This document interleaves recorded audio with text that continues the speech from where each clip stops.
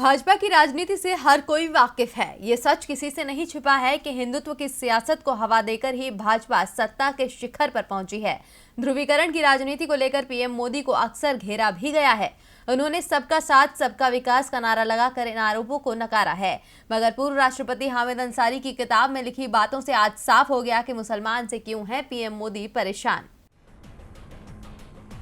देश का सियासी इतिहास बताता है कि बीजेपी ने राम नाम की राजनीति से शुरू किए अपने सफर को इस कदर रफ्तार दी कि सत्ता के शिखर तक पहुंच गई।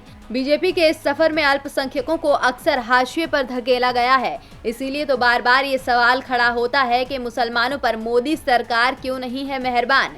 इन सवालों के जवाब का जिक्र करते हुए पूर्व उपराष्ट्रपति हामिद अंसारी ने अपनी किताब में दावा किया है कि मोदी ने एक बार कहा था कि मुसलमानों के लिए उन्होंने बहुत काम किया है, लेकिन इसका प्रचार न किया जाए क्योंकि ये उनकी राजनीति को सूट नहीं करता है। अपनी किताब by many a happy accident में उन्होंने मोदी सरकार के बारे में कई और बातें लिखी हैं।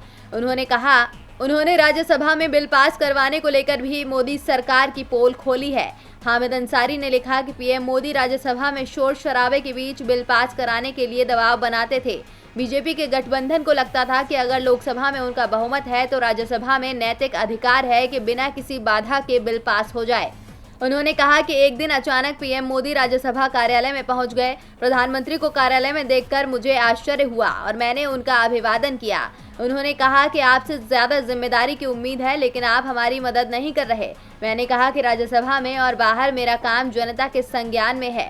हामिद अंसारी के इस खुलासे के बाद भाजपा की सत्ता के लिए की जा रही राजनीति एक बार फिर उजागर हो गई है।